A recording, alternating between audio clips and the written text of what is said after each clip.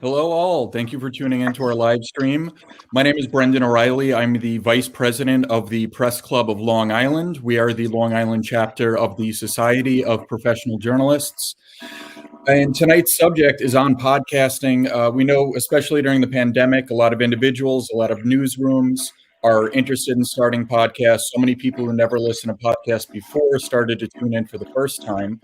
And we know that there's a lot of challenges for newsrooms, especially with tight budgets that have only grown tighter during the pandemic, to start up something like a podcast, not having any prior experience. It's a unique platform. It's something that is accessible to many people as soon as they learn how to use it. And we're hoping to get people up and running tonight in order to do that. So I don't want to take up too much of the time with the introductions other than to pass it off to David North, who is one of our board members of the Press Club of Long Island. He is an experienced broadcaster, both radio and television. He's been a reporter, a producer, a host of news and public affairs programs. He's going to serve as the moderator for tonight. And I'm going to allow David to introduce the rest of our panel. We have a lot of great experienced people here who happily are sharing their expertise with PCLI. Thanks, everyone. And thank you, Brendan, and hello, everyone. Welcome. I think this is going to be an informative and a fun program. I know the folks who will be joining us today. They are journalists and authorities on the techniques and successes of podcasting. The title kind of says it all about what we're hoping to accomplish today. Introduction to podcasting for newsrooms, freelancers, and do-it-yourself media moguls. Because the DIY aspect of the title is especially relevant to journalists and journalism today. It's the barrier between reporters and news consumers are falling. You don't need a press room, print distribution, broadcasting tower, or transmitter to be on an equal footing with major outlets. The quality of your reporting can bring an audience and satisfaction. You can serve your village or a global village. So first, to discuss some of these things, most importantly, ethical journalistic principles to consider, and keeping the word professional in professional journalism. How do we monetize our product to make sure that it's reaching people and we can support ourselves as journalists? That's a very important aspect of what we hope to accomplish tonight and to answer your questions as well. And also, this is important for a lot of novice broadcasters and video producers and people who are using music in their programs. How do you avoid expensive mistakes? How are you to be sure that you're using the proper licensed music and using it properly so that you get to keep anything that you're able to successfully monetize? First, I would like to introduce Michael Conforti. He's also known as Manny Faces. Michael, may I call you Manny for the purposes of this professional journalism program tonight? You may indeed. Okay, because I know Michael is the name that's on your journalism awards, and we appreciate your being here today.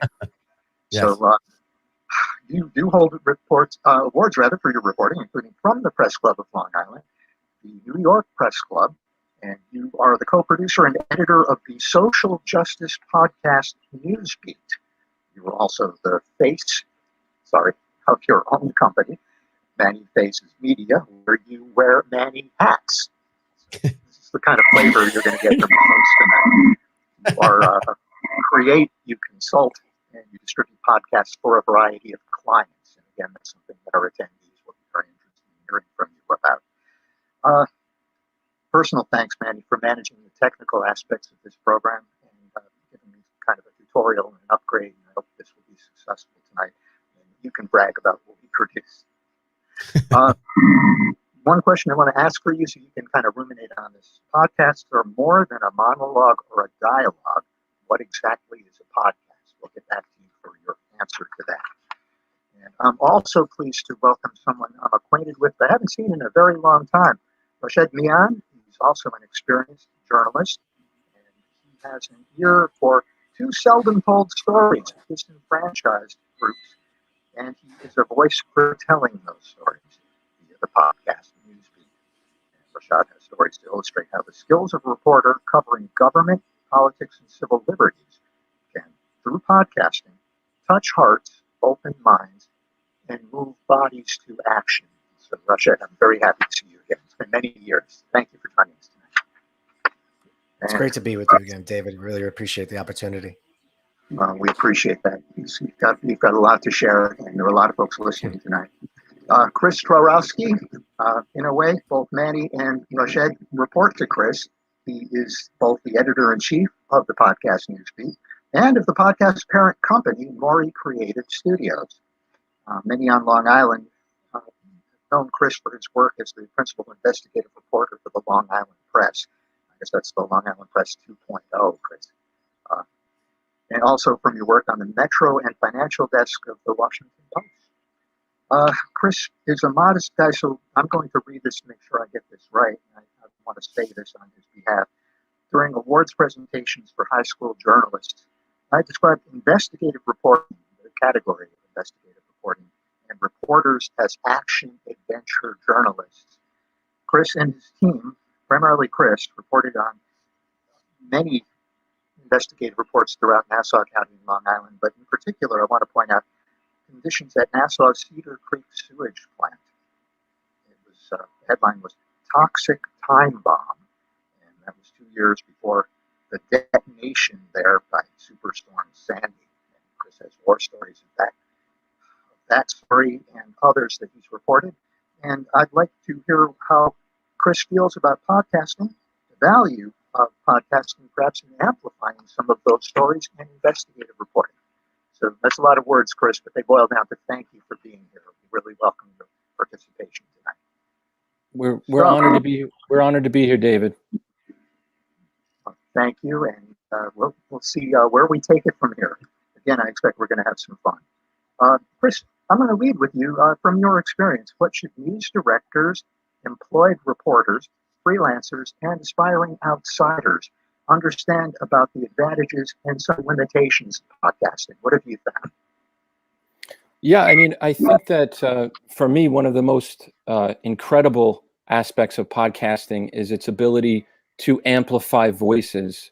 You know, you mentioned some of our past work, and we always prided ourselves with being the voice of the voiceless.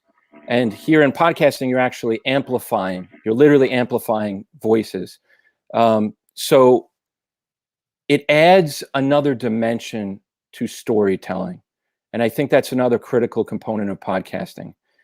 Whatever story it is, really, enabling the audience to hear from the victims, from those affected, from the people who are living it. It's another level of journalism, really. Chris, just a quick follow-up. In investigative reporting in particular, is it difficult to get those literal, actual voices for a podcaster who would like to provide an opportunity for people to speak in their own world? That's wonderful. But are people reluctant sometimes to participate, whether they're afraid of some pushback?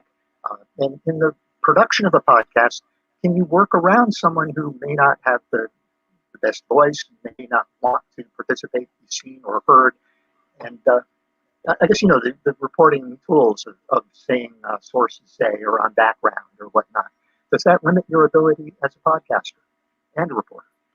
It's a great question, David. And it's a great question, David. And it really doesn't. I mean, you're completely correct. And when it comes to investigations, there are sources that the last thing in the world you'd want to do is put a microphone in front of them. I mean, they do not want to be identified. Maybe they're still at their place of employment, or they're still involved in the institution that they work at. And you could, I mean, I don't want to over exaggerate. I mean, in some cases, you could get your sources killed. You could get them fired. You could, many are fearful of retaliation. There's many other components to an investigation, though, that I believe podcasting could do incredible service for. For example, I mean, just in terms of some of the stuff we did back in the day, I was thinking about this yesterday, and we did this huge story about all these workers who were dying from incredibly rare cancers, potentially, most likely contracted at the workplace that they toiled at for years because they didn't know it was built atop literally an atomic waste dump. And I read the story over again a couple days ago. The pain and the anguish, okay, first of all, that these people are suffering. What better way to convey that to a listener than to actually hear from them, right? Now, in terms of the investigative component in this particular story, we got our hands on documents that showed the head of that company was warned several times and instructed by state agencies to inform your employees about what the conditions that they're working in. Inform them. Someone had given me this person's cell phone number.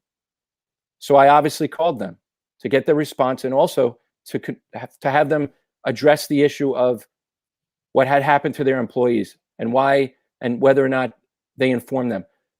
I interrupted this person during dinner at a fancy restaurant.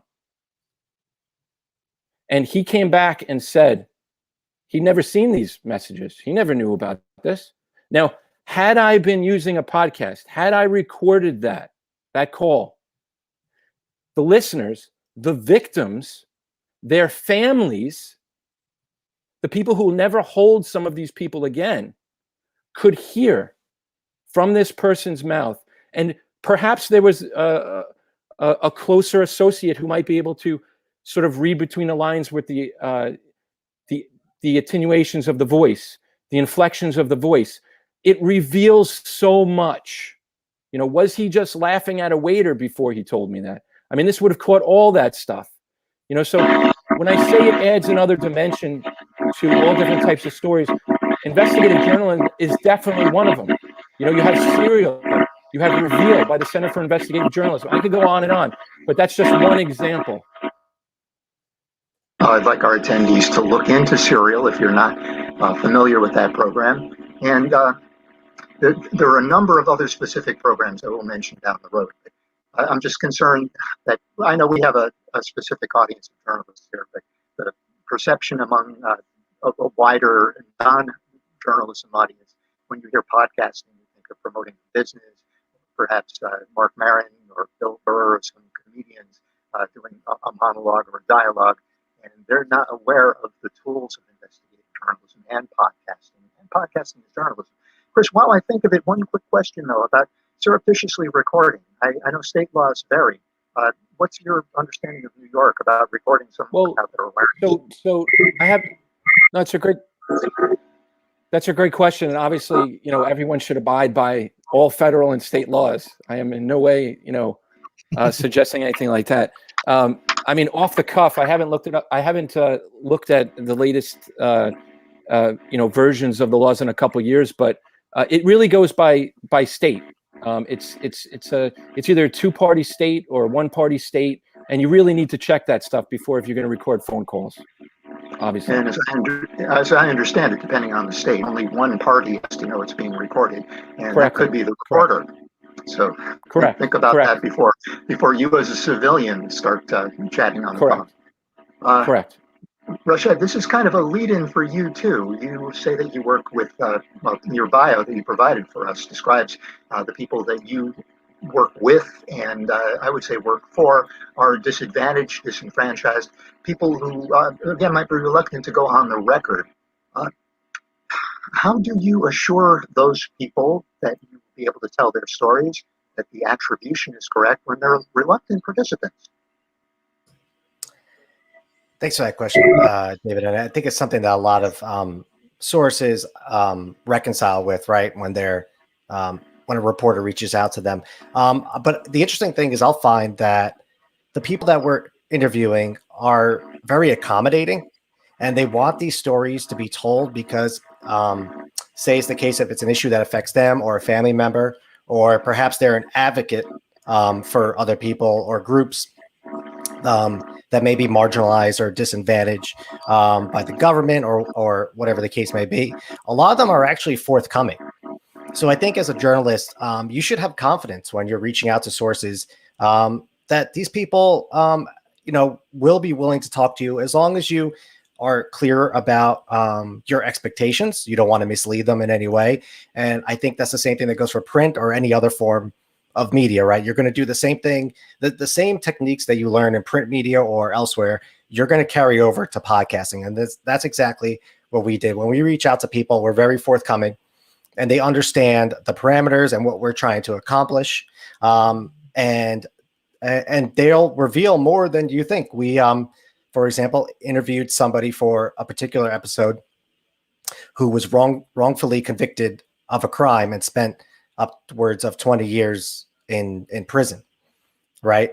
And this was somebody who rarely interacted with the public, and you could tell that he was very nervous as we were doing the interview, and this was an in-person interview.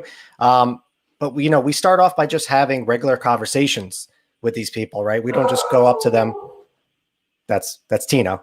We don't just go up to them and put the microphone in their face, right? You want to have a regular conversation with the people, set the expectations, and then go about the business of interviewing them.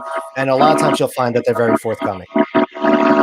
Okay, so you have a news hound in your home. Forgive me for that. I do, and he's very energetic, so he might be making several appearances tonight.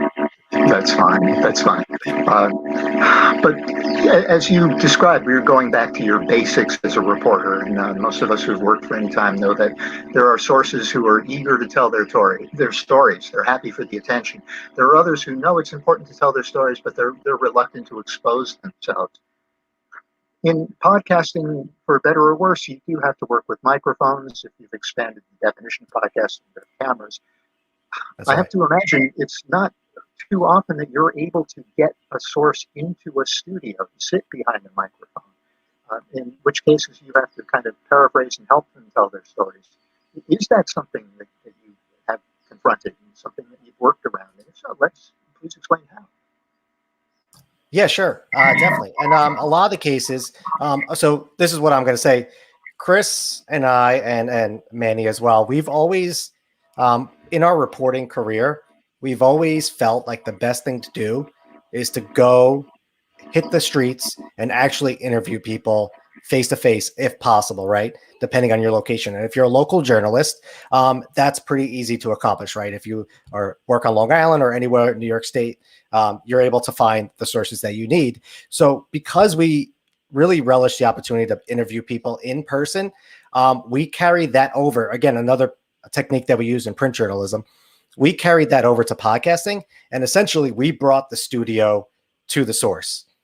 So we would, early on in our podcasting careers, we would have a simple microphone that you could hook up, a simple recorder that you could hook up microphones to, and interview them that way. As we became more experienced, we actually brought our entire soundboard sometimes to the interview, and we interviewed them that way too. We made sure that the setting, either if it was in their home, would accommodate a podcast, and sounds were limited, because you do want to make sure that you do not distract the listeners on the podcast who are listening. You have to take that into account when you're interviewing people. So even if we were attempting to interview somebody outside, we'd make sure we have windshields, or we would try the best as we can to bring them into an indoor environment to conduct the interview. So again, this is just another situation of leveraging the skills that you've adopted as a journalist through college or through the early days of your reporting career, and just using that in podcasting as well. Broadcast journalists are very aware of ambient sounds, background noises, including barking dogs or leaf blowers or car alarms. Exactly.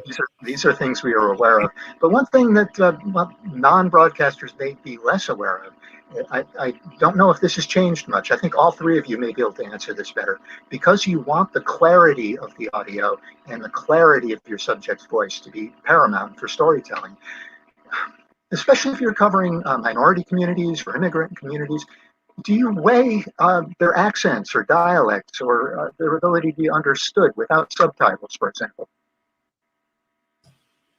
Yeah, that's actually an interesting question. Look, yeah, we do interview a lot of people who are in marginalized communities, and we do take that into account. But at Newsbeat specifically, and it's something that we carried over at Long Island Press, if you're going to interview the people who are directly impacted, you just have to do it, and we want to be as authentic as possible, right? And if those are the people that we need to interview, we're going to try our best to do it. And if we need to repeat a question and have that answer, if we have to call them back because we listened to it and there was something particularly wrong with that clip, we always have the opportunity to call them back. And because of the advances in remote recording platforms that we obviously adopted throughout the pandemic, we're able to do that as well to clarify some things if we have to. All right, and staying with the technical aspects of producing a podcast, Manny, back to you for this one. In introducing the program, I described some of the range of podcasts, or what people put under the umbrella of a podcast: a monologue, a dialogue, a fully produced program. What is a podcast to you? And when you encountered the word the first time, what was your assumption, and what have you found out?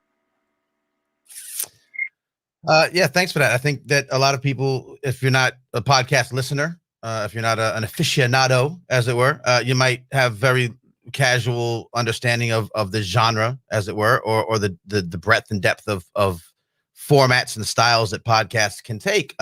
It's at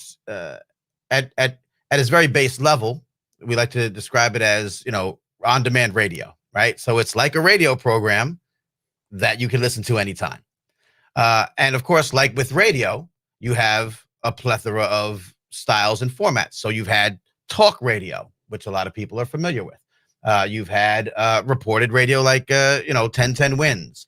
You have NPR styled, which NPR being the sort of, standard bearer for audio journalism, has already, before podcasting was a thing, we're really doing podcasts. They were really making radio shows half-hour long that incorporated a lot of different voices, a lot of different styles, music. Even if you listen to Marketplace, the way that they weave music into the daily show about the stock market, there's always that element of music flowing through. I think their music director is fantastic. So you have as much as a range as you've had and you've had audio drama. How radio started for the most part, or came to prominence, was the idea of audio drama, which is now happening again in the podcast world. So anything that you could think of from an audio standpoint, think of radio and think of that could be then a podcast. So when you talk about a monologue where it's, like talk radio, like 770 in New York, or your local talk radio station, where you have a talking head, a person, an opinionated person. They don't have guests. They just talk for 3 hours every day about all the things. They may take calls. And so that exists in the podcast realm. It's how I actually started, probably at this point, a decade ago. I was covering New York City area hip hop music and culture, and I started a show on a platform called Blog Talk Radio, which was sort of a precursor to podcasting, where you could go live, take phone calls a la talk radio. So I used to say it's like sports talk radio just for New York hip hop. And we would take calls, and then that would be released on the network, and then very soon thereafter through the podcast networks, so that you could listen to it on demand. So it was very much a live experience that you could then later rehash. So we're doing that now. Like if we wanted to take the audio from this video that we're doing live and throw it on a podcast feed, that's what we do every week with This Week in Social Justice. We do a live video thing and we take the audio. So there's no limit to what a podcast can be, just like there's no limit to what a radio show could be if you had unlimited bandwidth, frequencies, and stations to broadcast from, which now we do. I think many folks have overlooked the root word in podcasting is pod. It is not a stream. It is a pod. It's contained and available for you when you want it. As far as the dimensions of a pod, Manny, have you found in your experience that there is an optimum length of a program, or does the subject matter pretty much dictate that? There are very few set rules with podcasting, which is a blessing and a curse. I think the people trying to, get into podcasting, it's, do we follow a kind of a tried and true formula, or we do something outside of the box? Some studies, some surveys have shown that, a 20 to 30 minute long podcast is optimal.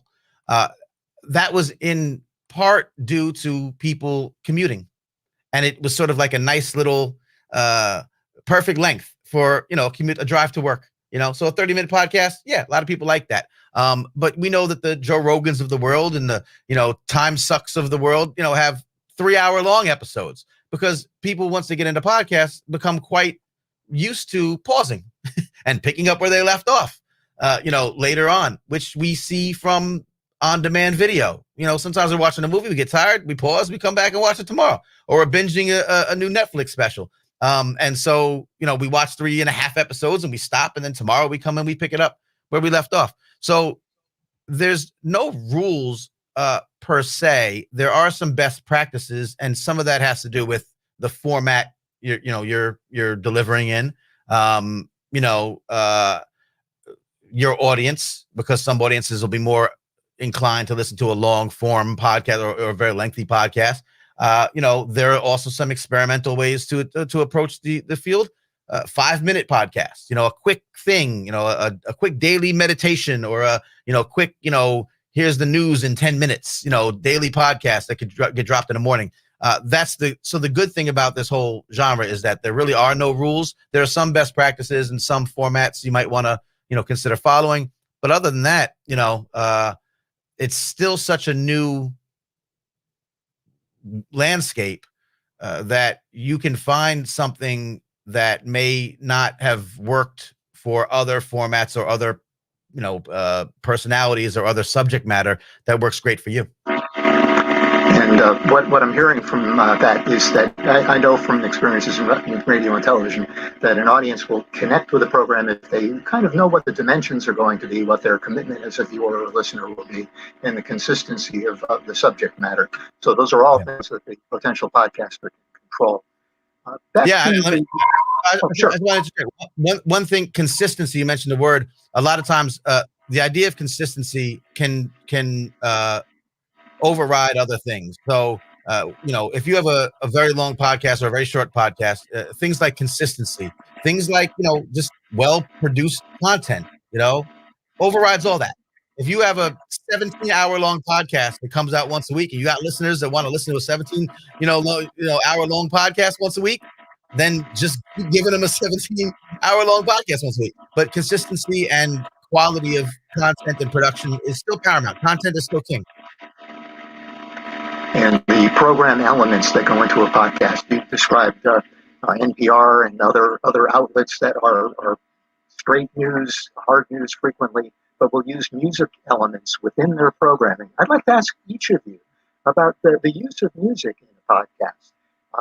I just recall my professors in school telling me to be extremely careful with music, because it can be a storytelling enhancement. I had to write this down because it just kind of stuck in my ear for a long time. A storytelling enhancement or a cheap emotional signifier? Responses, please. Yeah, the professor knows. I'm gonna let Manny take this one. Okay, so I have a background in music, in the music world, and we incorporate music heavily into our podcast work. I can tell you that we're really good at it. And I can tell you that a lot of places are really good at it. I can tell you that a lot of places, as you kind of alluded to, do it because they feel they need to do it and maybe don't have the sense of what works and what doesn't. So it's kind of like anything else you want to put together. I can call myself a journalist, but if I don't have the ideals and the basic foundation of journalism, then I'm just someone writing something. I'm not a journalist per se. I could be a podcaster. I could be a music director. So there's two things. One is the creative aspect of incorporating music into podcasting. But just like you could deliver me a movie and say, okay, add the musical, the background noise, ambiance and all those elements, and I could do it well, or I don't know what I'm doing. So there is some art to the science. There's also legal implications when dealing with podcasts. I don't know if you want to, but one of the things that we have to be very careful about, is the use of music that's copywritten commercial music that exists already. The very short answer is you can't. And a lot of lot of people wonder about this, and they want to start a podcast, and they say, "Hey, I made reference to a Johnny Cash song. Can I just drop a clip from the Johnny Cash song?" I don't know why. I don't know why I picked Johnny Cash, but whatever. It's because David's wearing a black blazer. So you want to incorporate. Oh, Johnny Cash is great, and it was a great storyteller. That's why his name came up. There you go. So I'm on my game. But the fact is that you normally do that, especially if you're a podcaster that's maybe the talk show opinionated kind of person. You just don't really have that leniency legally. Journalists can actually walk the line when it comes to this thing, because we have what the fair use, using fair use. So we're able to incorporate music if we're commenting on it. If it's part of commentary, we're able to do the same thing with media clips. So very often we could take media clips from, a lot of it is public domain anyway. I'm not going to get into the nuts and bolts of it, but something a politician said or something that was broadcast somewhere else, because we can use fair use as a defense to anyone claiming that we're, co-opting their copywritten material. So if we're talking about, Johnny Cash's impact on society and we're using it there's a way for journalists to kind of do that, but I caution against that. And I think that anyone doing a podcast and wanting to try that should really have a lawyer, should really have a liability insurance just in case, because there are some caveats to how that, it's a fair use being a defense, not permission. That being said, the use of music to set a tone, we do it with Newsbeat. That's the beat in Newsbeat. We have interviews with experts, analysts, educators, other journalists about the issues, social justice issues in our case. They talk and they give us responses to our questions.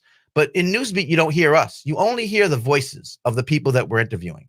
And that does include, as Chris alluded to earlier, the voices of people who are affected by injustice. So we get to hear them.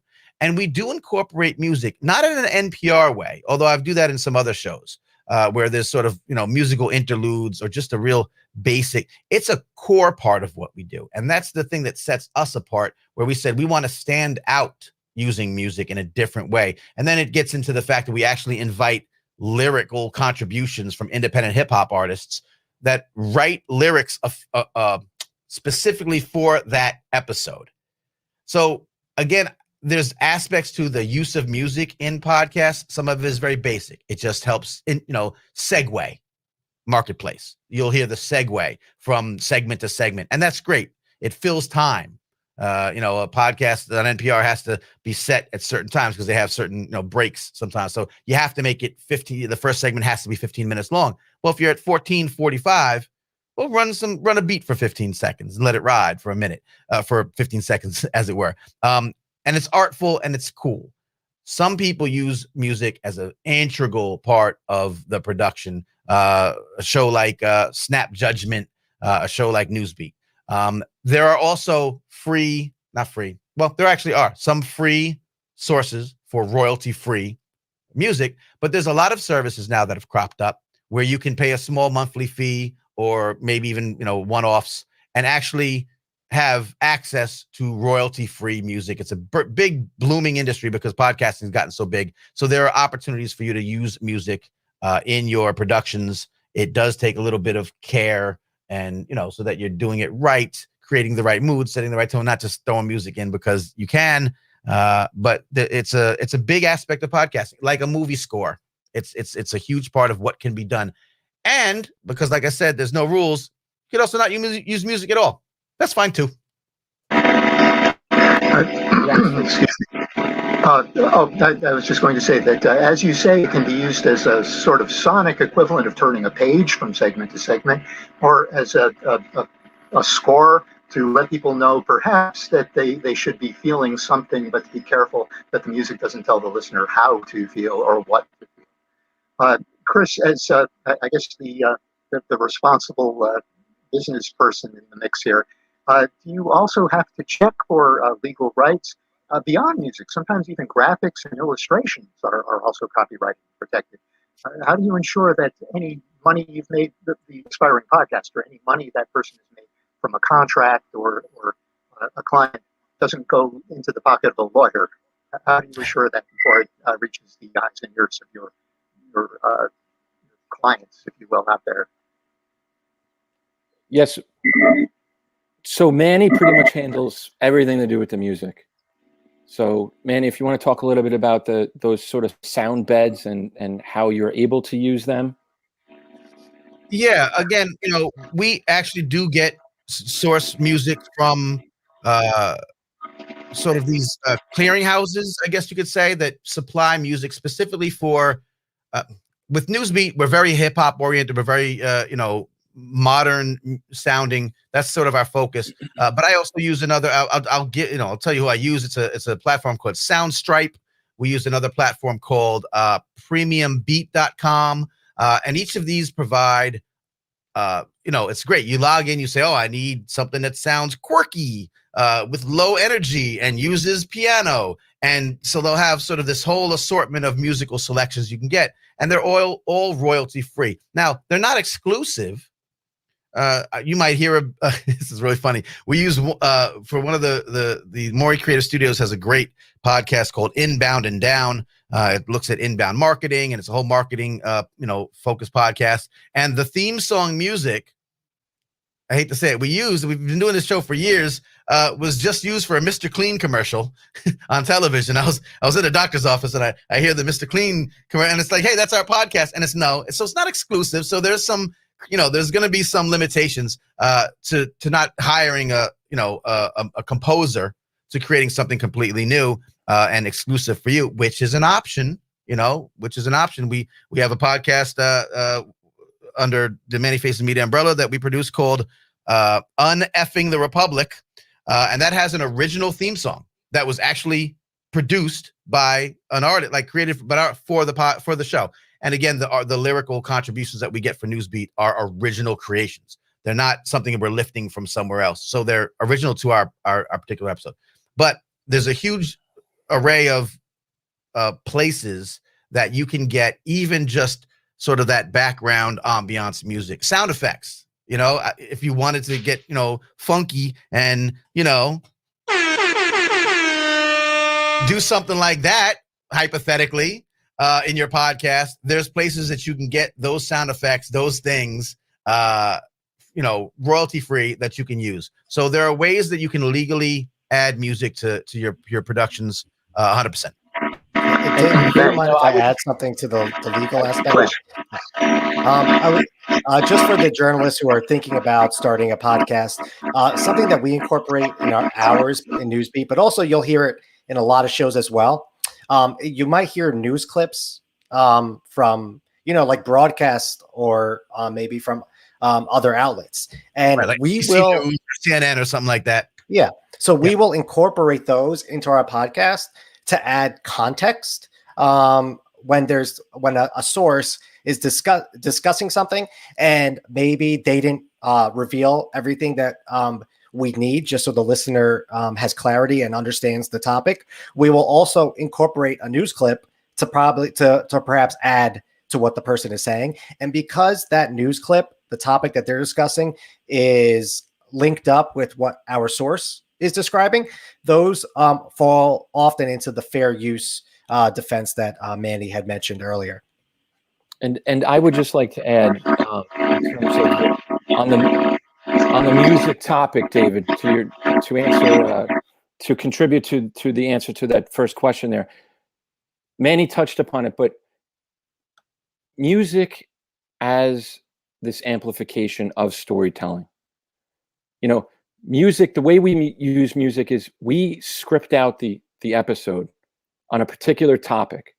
We give that script to independent artists who create and craft an original piece of art, mostly hip hop, that takes the story and puts it and translates it through a completely different realm, and so you may find yourself after listening to the episode sort of humming a melody and thinking about some of these words, and it's actually about mass incarceration, or it's about the war on drugs, or it's about immigrant policy, and so it almost transcends what is quote unquote traditional journalism, because they're actually contributing to the storytelling themselves. And with music, as probably anyone knows, it hits you in a way that words on a page, it just doesn't do.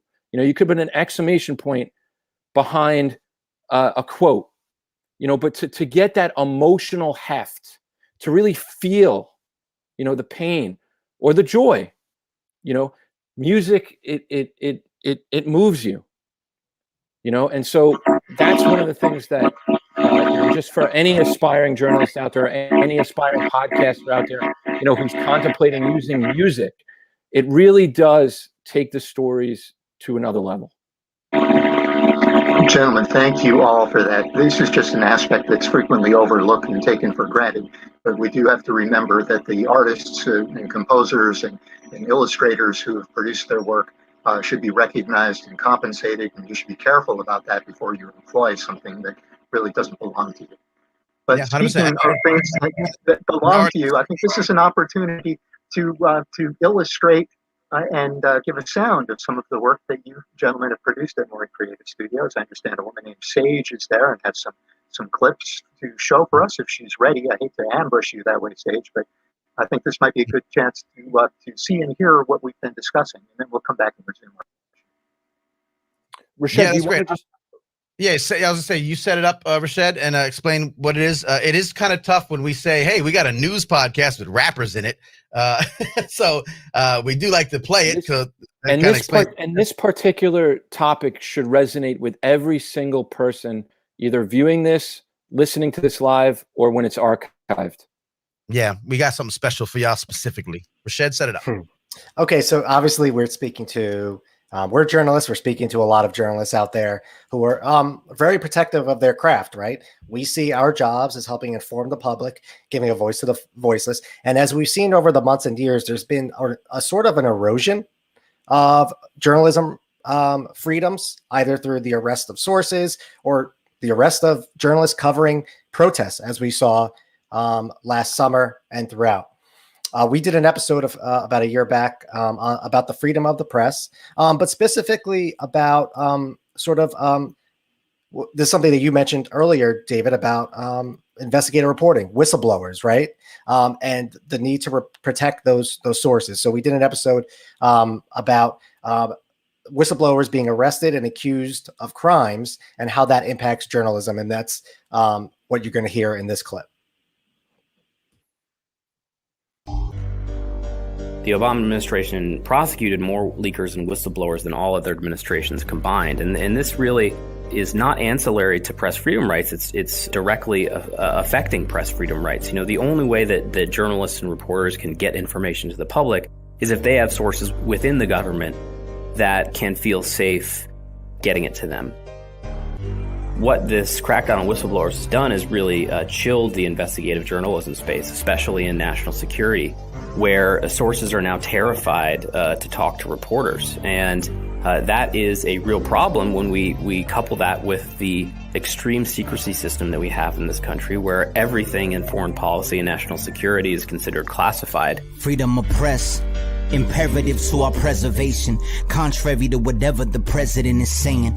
I thought that was a self-evident statement, but face it, I've been proven wrong on several occasions. Depressing, how depreciated the press is, really is precious. Really the pressures of the responsibility to report what's pressing, to preserve integrity of the First Amendment. That's a death wish. We accept it, but it shouldn't be. These are the medians who talk for those who couldn't speak. These are the warriors, the voice of all the slaughtered and the imprisoned, risking their lives to get our stories heard. They go to war for words, heavily armed, ready and willing to defend against harm. It's for the people, a centerpiece, not the enemy, a shining light in infantry, essentially. I was a fairly conventional journalist for most of my 20s, and then So yeah, a little taste of Newsbeat, how we incorporate music, independent artistry, and the issues at hand, a very relevant issue to this topic. Rashed, who did we have in that episode? We had John Kiriakou, whistleblower of torture, the U.S. torture program. We had Barrett Brown, an independent journalist who crowdsourced an independent investigation and was locked up for that. We had Trevor Tim. What is the name of the group? That's the Freedom of the Press Foundation. Yeah, and I just wanted to give a shout out to our artist in residence, Silent Night, who you heard spitting some hot fire, but lending an artistic perspective to the issue at hand. As I've always said for a long time, being an advocate for hip hop music and culture, and again, another way of voiceless folks to get their voices heard. Hip hop is journalism, always has been journalism, and combined with the high level journalism that my wonderful journalistic colleagues here can put together, we can make one heck of a podcast. I have a philosophical question, if you will, for Rashed. As Manny, you indicated, all journalism has a point of view. But in this climate, today's media climate, without a brand name news agency behind you, how does a freelancer, especially DIY person, ensure that their podcast is creditable, legit reporting versus advocacy, punditry, or even propaganda? You know that's out there too. Yeah, sure. I'm sorry, David, you're breaking up a little bit, but you're speaking about the credibility of independent journalists, right? And not veering into, I guess, advocacy and opinion-based reporting. Was that the question? Okay. So It's that you are a creditable source of journalism, capital J. Sure, yeah, and obviously we've seen a lot of people. If that's distracting, maybe I'll let Chris take it because I know Tino is. Oh, go ahead. Tino is very opinionated. So yeah, look, this is something that we've reconciled with ourselves, right? As we were members of the Long Island Press for years, right? And we considered a lot of the work that we did as sort of a form of advocacy journalism, because there are so many outlets out there, the mainstream outlets, where you'll get the news and you'll obviously get the both sides, right? But because those voices are so loud and because of media consolidation, most of Americans only get their news from 4 or 5 networks, really, that control the media. So from an indie journalism point of view, we felt like it was best for us to tell stories of the people that the mainstream media weren't talking to, right? And we incorporate that into our podcast because we want to highlight those voices. Now, to build credibility as a freelancer or independent journalist, I think that's something that takes time. And I think the question is not, I think the answer is not as easy as it seems, right? Because obviously there's a perspective from journalism where you want to be accepted by your colleagues because you are giving out the truthful information. And that's the only thing that matters, right? You want to tell the truth. And as long as you're telling the truth, I think you are doing your job, and your credibility could come from either your audience, who I think is most journalists should serve. You should serve the people that are digesting your content, right? And help inform them and educate them. Or that perspective can be maybe corporations that are following your news. But because we are so focused on the sort of the little person out there, the little guy who is just striving so hard to make a living in this country or fighting injustices themselves, we want to highlight their voices. And I think if you're doing that credibly, if you're telling the truth, if your information is fact-based, if you could back up that reporting with resources that you could provide to people, whether it's documents, as Chris mentioned, in investigative journalism, if it's studies and reports that have come out by third-party organizations, if it's other media outlets that you're sourcing credibly. I think all of that can be used as a freelancer, as an independent journalist, to tell the story that you're trying to do, and do it, as I said, in a fact-based way, and serve the public and the people who are listening to your content or reading your content. Now, perhaps the heart of the matter that many of our viewers and listeners were waiting for, audience building and profitability. Advice and insights from any of you, please. I'll jump in. Start it off. Yeah, sure. It is a saturated market. It reminds us of the blog explosion in the 2000 and somethings. I was a very young person there, so it's fuzzy. But where anyone can doesn't mean anyone should, but a lot of people are. So there are definitely a lot of best practices to consider, a lot of research that can be done, a lot of ways to dip your toe in the water free. In the comments, I know you'll probably take some questions in the comments. I saw someone was asking about free, cheap software. Can you do this low budget without sounding low budget? Yeah, absolutely. That's one of the barriers. One of the fact that it's such a low barrier to entry is that anyone can do it, but that muddies the water. There are some considerations as a consultant for people trying to start podcasts, whether it be journalists or corporations or yoga instructors or a bunch of folks that I work with. The idea isn't always, can you monetize the podcast in the traditional way that someone thinks a podcast might be monetized? If I listen to an NPR podcast or, Mark Maron, all these places, I'm going to hear Joe Rogan reading about underwear, and go buy this underwear. It's the best underwear ever. And he's gotten paid, obviously, to read that sponsorship or, NPR. Well, NPR is not the best example because, non-profit-y stuff, but whatever. You're going to hear commercials is what I'm saying. Sponsorships, the traditional way of advertising. But if you haven't gotten your audience to that kind of level, if you're not coming in the game with an established base, right? Now, newsrooms can do this. If your newspaper or has a large base of listenership or readership, viewership, whatever you want to call it, you can translate that and build up a really quick audience on the podcast side. Parlay that to there, add that as a value add to your advertisers that are already advertising in your newspaper and print or display ads online, and add that in and you get some more money. It's great. Yeah, it's a win. For the independent folk, it's a little bit more difficult. Even with all our experience and obvious talent, we found it hard to build an audience at the same time. But part of that is also goal and expectation setting. What is your end game? A lot of people will use podcasts the same way a lot of journalists now are using Substack, right? They're able to get their writing out without being attached to a giant newsroom or a giant corporate overlord, but do it independently, and people will subscribe and pay, and that adds up. Those $5 a month, $10 a month, the Patreon model, where you're spending a little bit of money supporting an individual who's covering the topics that you find important. So there's ways. So the podcast itself sets you up as an expert in the subject matter that you cover. Not necessarily going to get you an advertiser for that subject matter because there might not be as big an audience. But what you find yourself doing is receiving donations for you or your company, your independent company, through a Patreon model, through a monthly pay as you go, through a Substack model, and attaching it to a podcast.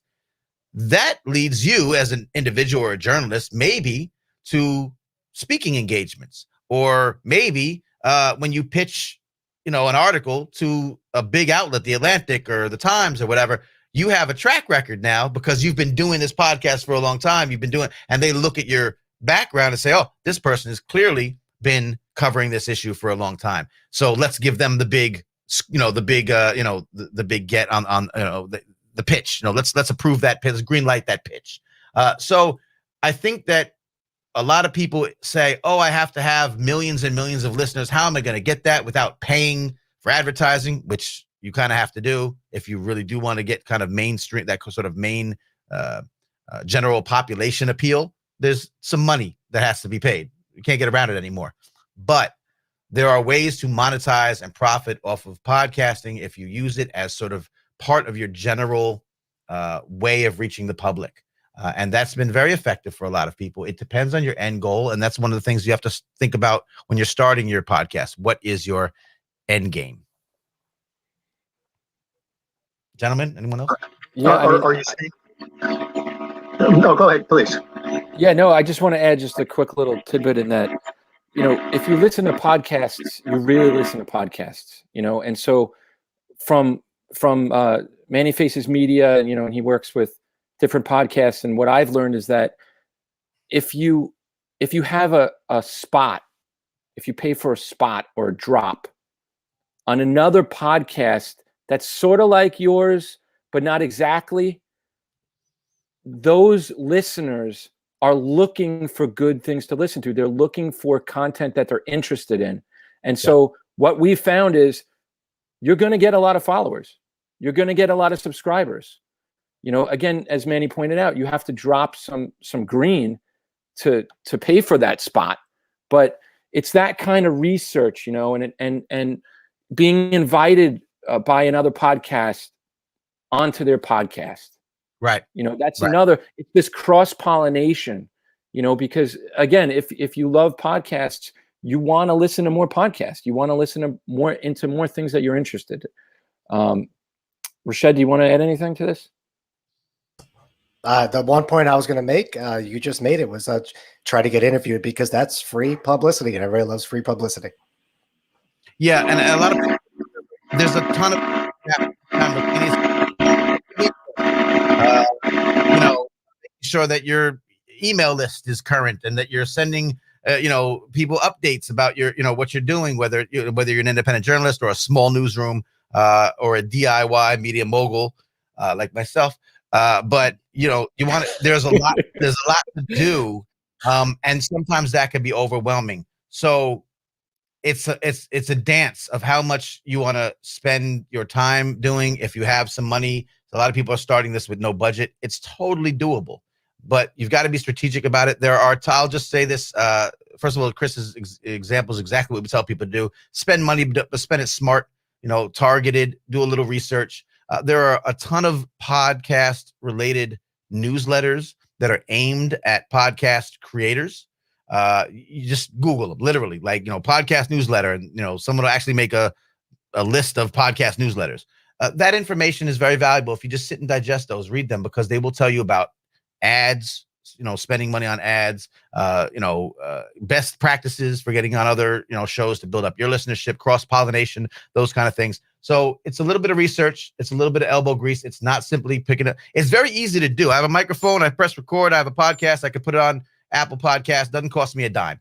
But who's going to listen to it? That's where the legwork comes in. Just like when you built your blog or your Substack, or when you had any, you know, your Twitter, you know, the same thing, your Instagram, the same thing applies. How do you build up organic traffic, or pay a little bit, but strategically, and build those audiences that way? It can work. And then how do you take that and translate that to money will depend on your end game.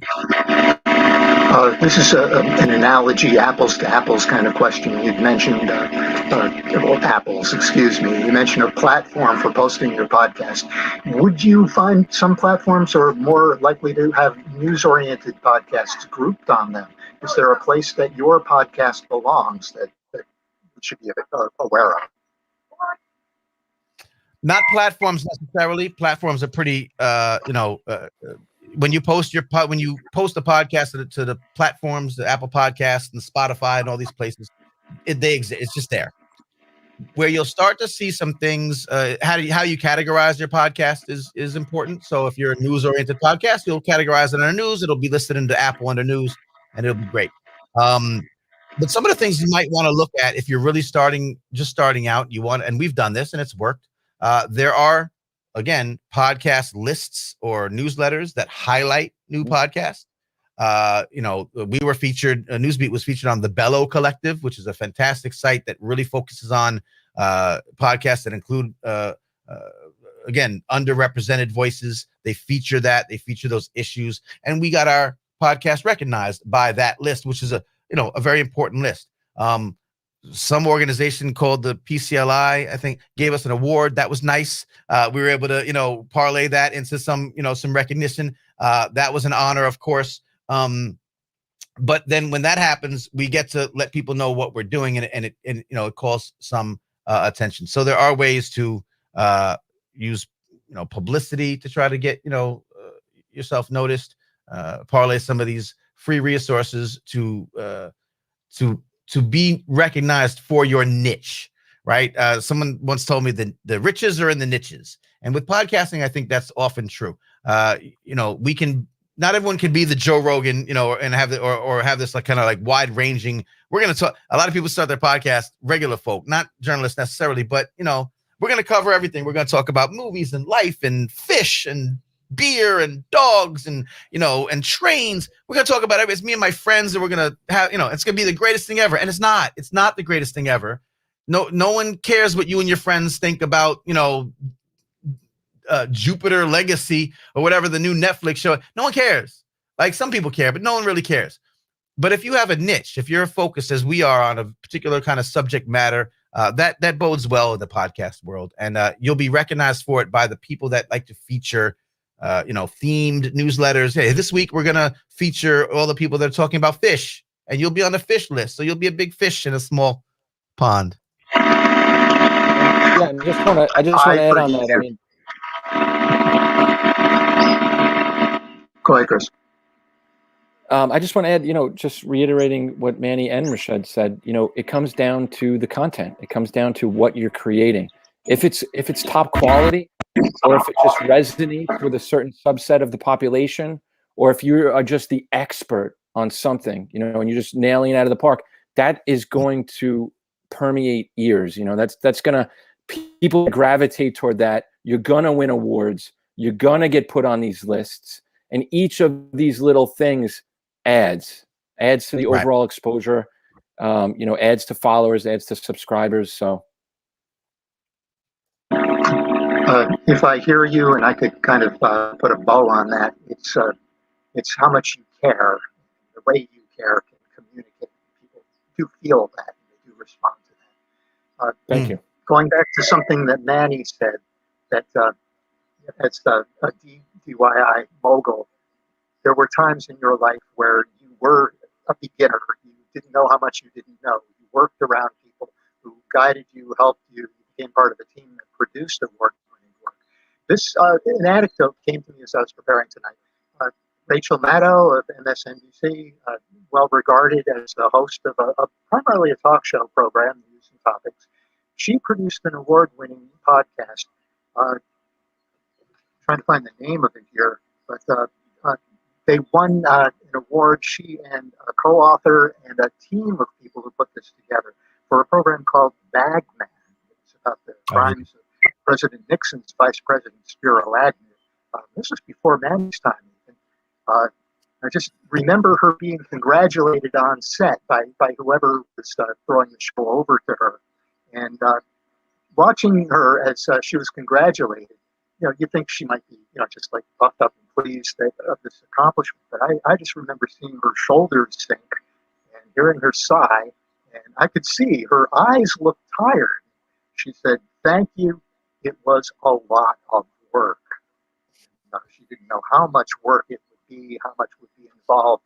And that's all the ingredients that you folks have been describing throughout the day. The music, the editing the interviews, the making sure that there are waivers signed, that people are participating, the rights are respected and granted and assembled. I think she was one of the people who had the idea that there would be 2 microphones, press play, and a podcast. So I'd like each of you, if you would, to describe some of the influences you had, the people who helped put you on the right track and help you see the possibilities that podcasting could produce for journalists. I mean, for me personally, it all begins, I guess, with the Long Island Press, right? I mean, Robbie Walliver, Edith Updike, Mike Nelson, Jed Morey, still. I mean, without Jed Morey, none of this exists. I mean, and he didn't have to do any of this. He didn't have to get behind the Long Island Press. He didn't have to, the band of hellraisers that we were, I mean, literally just seeking the truth, period. We didn't care who it was, Democrat, Republican, corporation, or what. All we were about was exposing things that are not in the public's interest, and taking those values and bringing it to podcasting. And in terms of just podcasting, I guess if I had to say, I mean, I look, Manny was talking about getting a podcast for the Long Island Press back in like 2002 or something like that. Rashed also, I mean, I learned so much from him just about podcasting. So I'm very much still a student, and with each of these episodes we do, I feel that we are nothing but students, because we're as much as we know, we don't know anything, and we're learning from these sources. And, another little piece of advice for journalists listening, even with podcasting, you can maybe have an idea for a story and maybe track down some sources, cultivate some sources, track them down, think they're the best for the piece. You have to be open to moving and shifting with the story wherever it goes. I can't tell you how many times we've started an episode with an idea, and that's, you start with an idea, and then once the first or second source, and you're like, oh my God, that's the story. That's the story. So, never just never have blinders on, always be open. As David, as this question was introduced, look for mentors, look for people, and have coffee with them. When I was at the Washington Post, I tried my best just to have coffee with people and suck their brains, and constantly be learning. Never think that you know everything, because you don't. Yeah, and David, if I could also add to that question that you just posed. Look, I don't know if this is sort of aging myself, but like, I came up with podcasting when I had like my iPod Nano, and it was the time where you could just like listen to CNN, but on your iPod, like my little blue iPod Nano, and I would listen to like Fareed Zakaria or Anderson Cooper, and it was just coming through my headphones, and I wasn't turning on the TV, right? So, but as Chris just mentioned, I think it's an evolution. And I wouldn't say that my inspirations for podcasting were podcasters, though they may themselves be podcasters now. I think it would be other journalists who were just doing great work around subjects that I cared about. And I would obviously follow their work, and that would inspire me. So if you're somebody who's considering becoming a podcaster, I think now it might be easier to find that influence and find that mentor, just because there's so many great podcasts out there right now. But for me, it was just following the great journalists. And I think that still stands today. I think if you follow this person on Twitter, pay attention to the articles or videos that they're producing, and get inspired. And I think that's how I found it. I'm sure that's a lot of how other people who are in the industry now found it. But just have a diversity of content that you consume, and I think that will help you along the way. Yeah, and I'll say this I'm sorry. Oh, I was going to say, you have to be aware of models to say, this works for me, or let me borrow this and see how I can apply it to what I'm trying to accomplish. But it's awareness and exposure to those ideas and models. Yeah, if I could just jump in for that, Manny, just really quick. Of course. As Chris said, like, we're learning as we're doing it. There are elements of other podcasts that we hear about. If I'm listening, I'm like, oh my goodness, why did we think of that? That's perfect for our type of podcast. So if it's something that would work well with your podcast, I would incorporate that, whether it's the way they interview somebody or the way that they use music and sound to transition. It could be the tiniest things. But yeah, I would definitely heed that advice. And I hope those Mr. Clean people backed off and let you have your theme music. I hope so. I think another point that I really wanted to drive home is that I'm joking about do it yourself, but very few people can do it all themselves. Some people are outstanding interviewers. Some people are terrific writers. Other people may be more proficient technically. If there's a weak spot in your game as you're producing a podcast, where do you seek those people who can help you deliver the best product possible? That's interesting. We don't have any weak spots because we're fantastic. But that's why you're here. It didn't come overnight. I think to Rashed's point, looking at others who are doing the job, well, who are keeping cutting edge, looking forward thinking. I just want to, if I could, I just want to quickly say, we talk about the influences, and I just want to say that that's part of why we know how to do this. We weren't born with the ability to do podcasting. Many of us, I wasn't born with, I didn't follow a journalistic path. I'm the son of a college professor. So of course that means I went to college for about 26 minutes. shoemaker's son, no shoes, something. But when I came up in the Long Island Press, as a production manager, as a graphic designer, and eventually the guy who built the websites that also won some awards by some organization called the PCLI. That was cool. Self-taught, finding ways to do things that aren't in front of you. Being the alternative news weekly that we were, the alternative, going behind the scenes, backdoor, finding the disclosed entrance to the way in. And I gotta say, I just want to say this. I have to say this everywhere I go. I learned so much from my friends at the Long Island Press, real journalists doing real work. I adapted that, but the skills that I bring to the table come from hip hop. They come from being immersed in communities that have always been resilient against being pushed back and marginalized. I came up, through music and culture from, Black and brown communities, learned so much from the way that even though everything is designed to hold you down, you can find innovative ways to get your stories told, to get your art and your creativity out there, and no one can stop you from doing that, but you got to find a way to do it in a non-traditional way. And so always looking at other folks, whether they're established journalists that came up in the traditional way, or the folks that have inherent brilliance but are often overlooked, and not using those talents, but absorbing them, bringing them into the mix. That's why Newsbeat is so wonderful, to be able to bring independent artists that I know, pay them for their artistry, and put it all together. So the weak part, and we do have weaknesses, of course. We haven't built an audience as much as we would like to, strangely enough, even though we're totally awesome. But we spend a lot of time creating and doing the work and doing the background and doing the interviews and doing the editing. Editing a Newsbeat episode takes 20 hours. That's not normal. That's not for a podcast. It's not regular. It's heavily produced. The research, the interviews.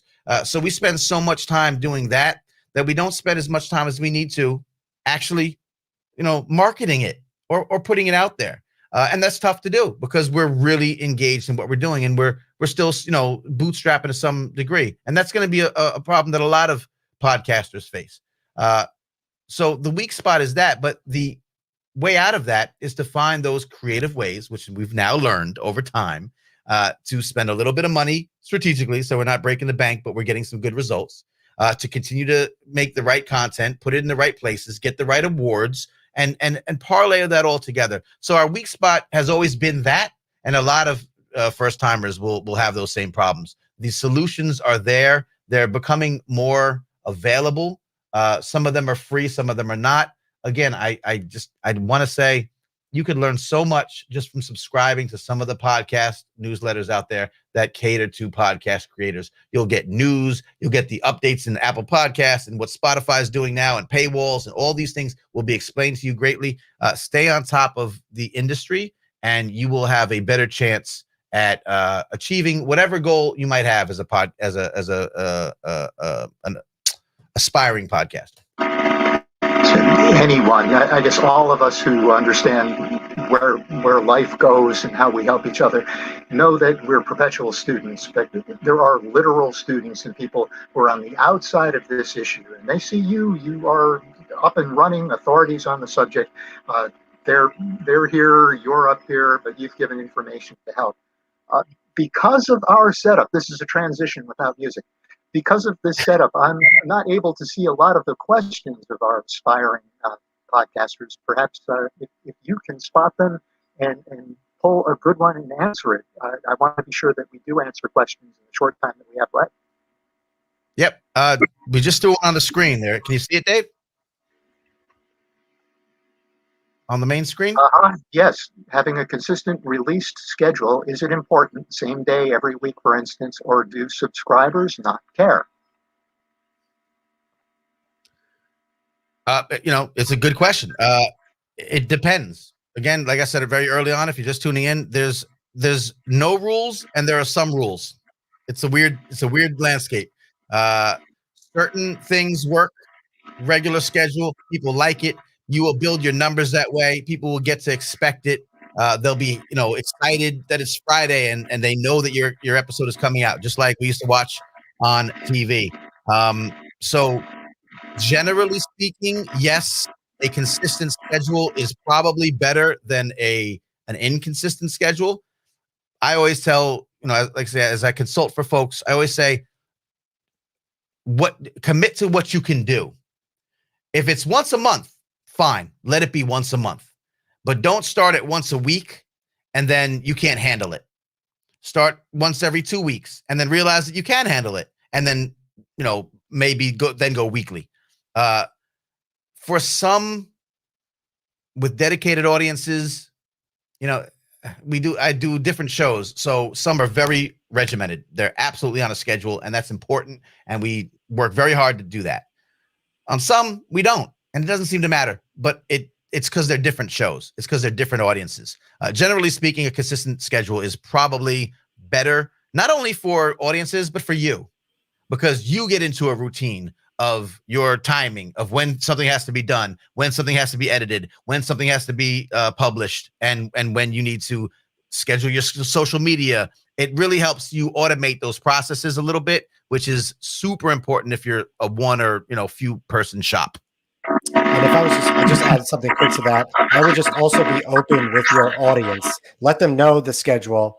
Right. As long as you're confident that you can stick to that schedule, be transparent with the audience. Let them know how often your podcast is going to come out. And Yep. I think if you do it that way, I think that will correct a lot of your potential issues that you might have if you're not a podcast that could be weekly. If you could be twice a month, or if you're once a month, like Manny said, just let your audience know and they'll follow you. Organization and scheduling, you guys make it sound like work. A little bit. Rachel Maddow, she knows. That's you should have seen her. She didn't have to say a word. It just showed in her body. The editing process, everything involved in it. Yeah. Another question, please. Oh,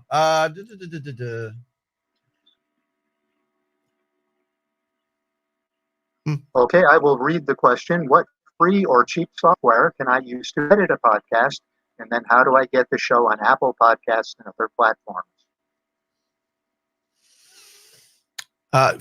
Free platforms for audio editing. Audacity is the one that generally comes up. Personally, as someone that does this, I use Adobe Audition. It's not free, but sometimes your newsroom or your organization may have a license, sort of a bulk license as part of the Adobe suite. So if you have Photoshop and Illustrator, you might actually have access to Adobe Audition. But Audacity is the one that a lot of podcasters do when they're just starting out, just testing the waters. It's fully functional. It allows you to do that. Getting it on Apple Podcasts and the platforms, there's a few ways to go with that. Anchor has been one that's been touted because it's free. It's very kind of user friendly. There's been some controversy about, if you want to then take it to a different platform, how much analytics you might be able to get. Anchor's free, but you get what you pay for. So just keep that in mind. There are a plethora of platforms. Real quick, just on a real basis, just to really bring it back basic, you have to put your podcast somewhere. It has to live somewhere. Just like when you have a website, you could make a website on your computer, but it has to have a host. So there are several companies that will host your website, your podcast. It'll sit there. Anchor, Simplecast, Libsyn, Captivate. These are all companies that host podcasts. They just sit there.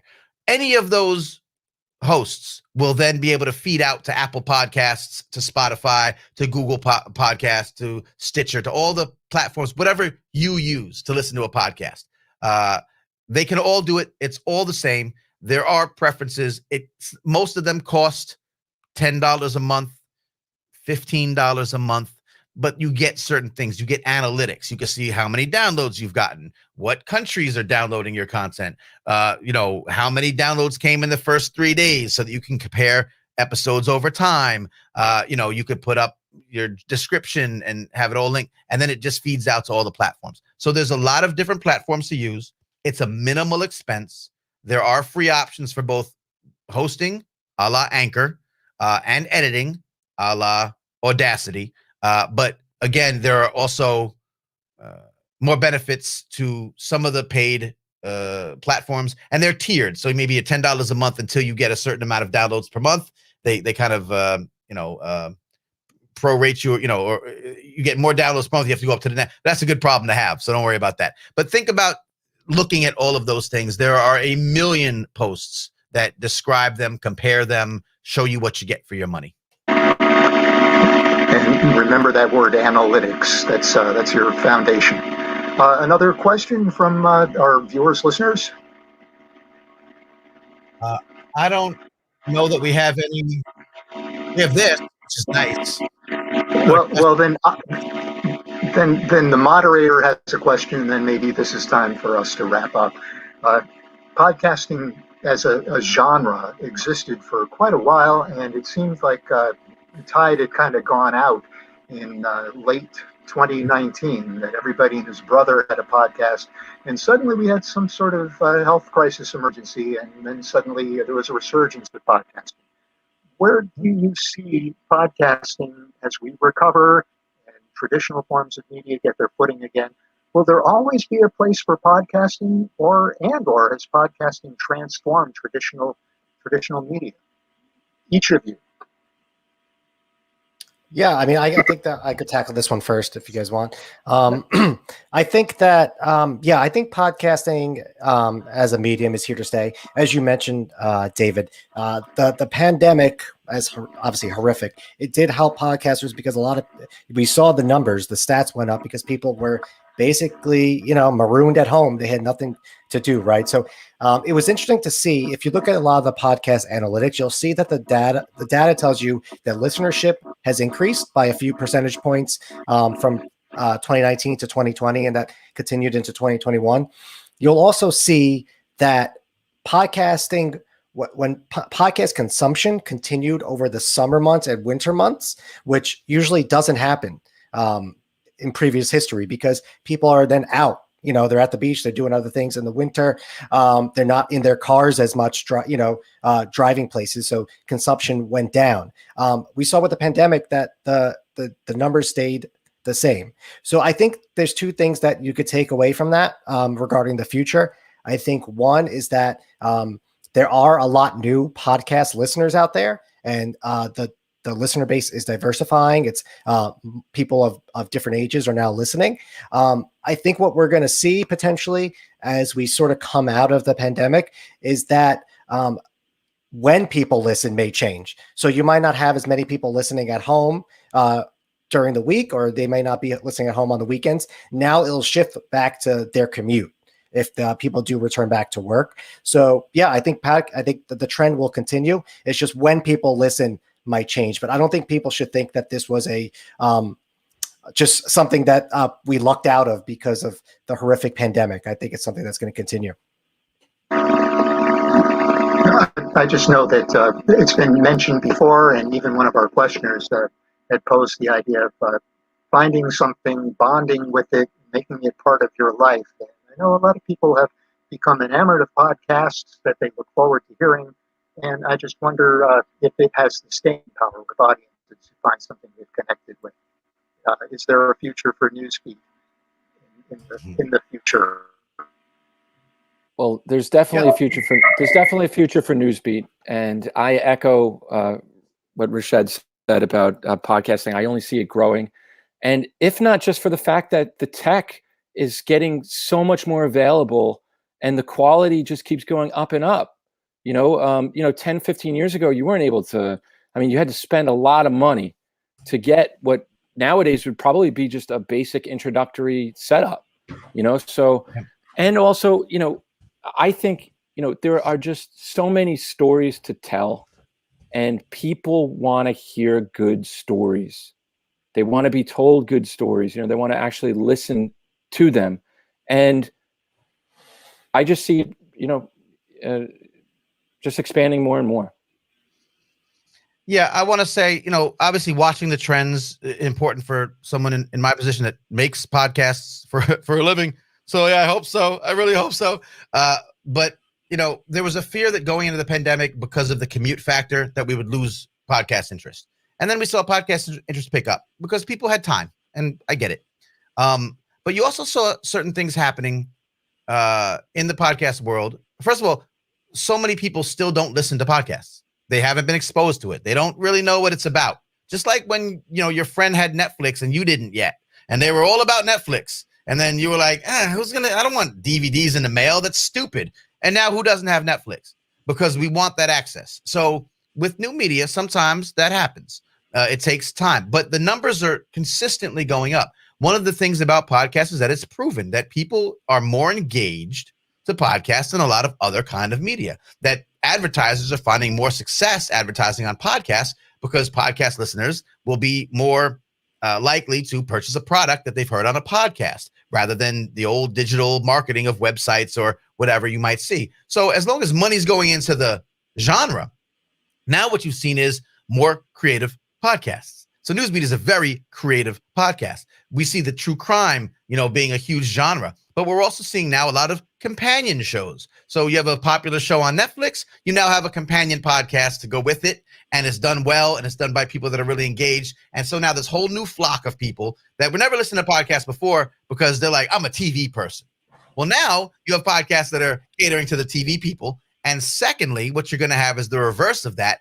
A lot of podcasts being turned into TV shows. That's the future of professional podcasting, because now Netflix is going to sign podcasts to development deals. And if you want to get a podcast on a major network or, attached to a major production company, the first question they're going to ask is, can this be turned into a TV show? Because you're seeing that happen throughout the industry. So there's now new collaborations, new cross-industry, things happening, and new money coming into the field.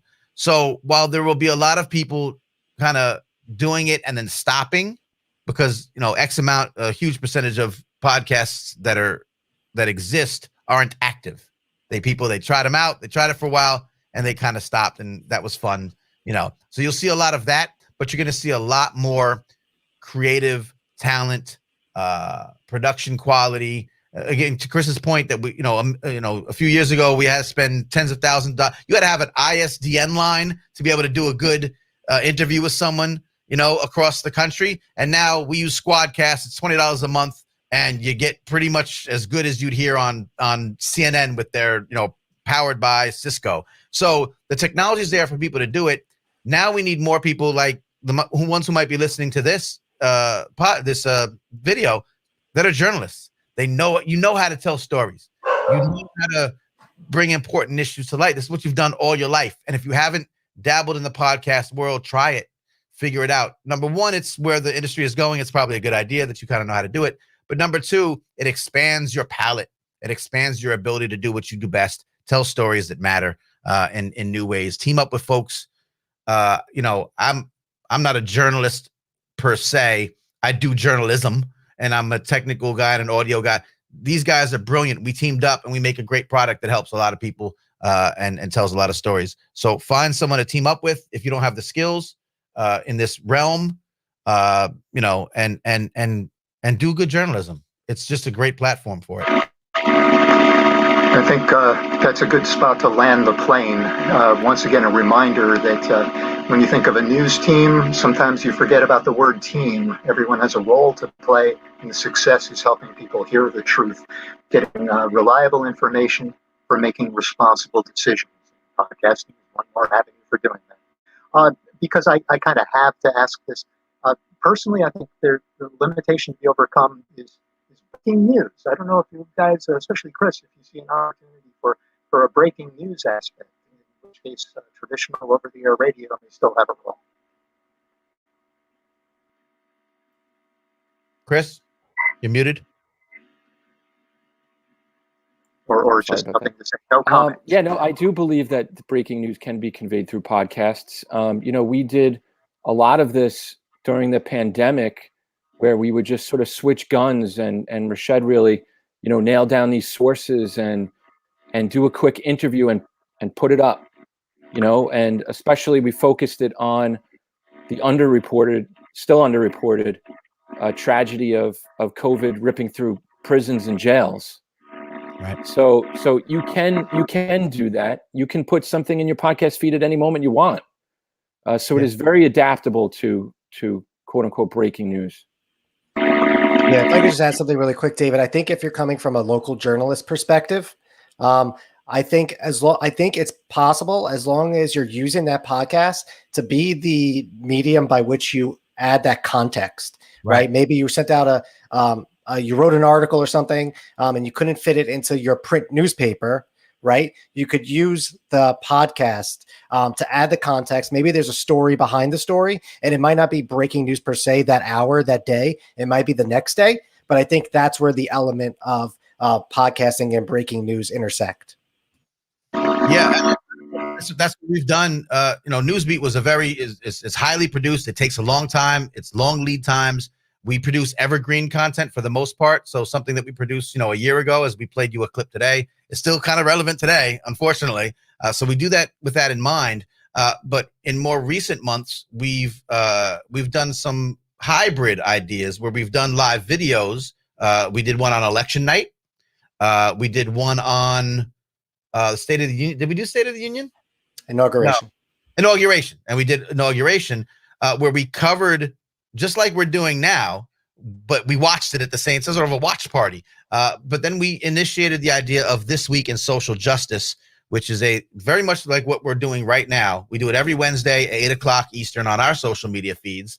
It's called This Week in Social Justice, and we do a roundup of the issues that are happening, on a more timely. It allows us to do something that's more timely than having to do an entire Newsbeat episode about a topic and it comes out in a month. So we found a way to adapt. Now we're doing that on video and through our social media networks. What we do is we take the audio from this program, just like we're doing now, and we put it out on our podcast feed.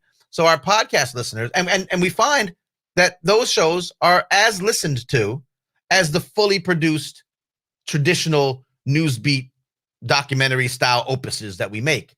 So people do like the fact that we give them sort of more timely information. Sometimes we'll have literally we did one the day that Georgia turned blue, like it was official, and we were doing a show that day. So we were live on video, and then we immediately turned it around and put it on the podcast feed. So yeah, it was breaking news, and we were right in the middle of it. So to Rashed's excellent point, it may not be like your source for, we're not gonna be faster than Twitter on a podcast. We're not going to be faster than a blog or an online, article, but to be able to get the sources, what Chris said about Dr. Homer Venters, who came on and in March of 2020 said, you just wait. This pandemic is going to rip through jails and prisons. And I would challenge any journalist, anyone to find someone talking about that with that kind of, forceful warning before we did. So yeah, it was kind of breaking news, and we covered it on a podcast. So yeah, it can be done. And let's highlight and underline the idea that as journalists working in this community for a long time, you've developed sources who trust you to help them tell their stories, and that's something any reporter can be proud of.